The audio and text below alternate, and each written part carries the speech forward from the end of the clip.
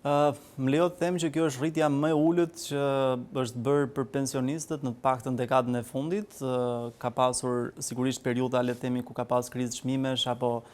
fenomene të tjera të cilat kanë ngryer të ardhurat e tyre, po duket sikur qeveria kësaj here e ka konsideruar sikur shtresa më e varfër e popullsisë gëzon një farë mirëqenie, prandaj edhe 2.5% në fakt janë disa qindarka që ju jepen pensionistëve. Nëse do të krahasonim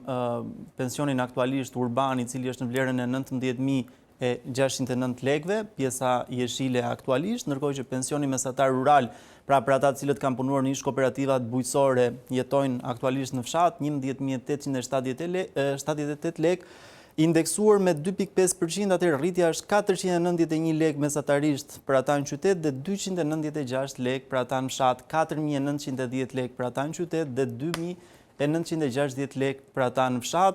Kështu që vlera pas rritjes në këtë rast për pensionin mesatar urban bëhet 20.100 lekë mesatarisht, sepse ka dhe nga ata që kanë pensionin vetëm 10.100 lekë, por ka nga ata që kanë më të lartë, kanë statuse apo kanë edhe vite pune. Ndërkohë që pensioni mesatar rural në këtë rast bëhet 12.174 lekë. Pra për ta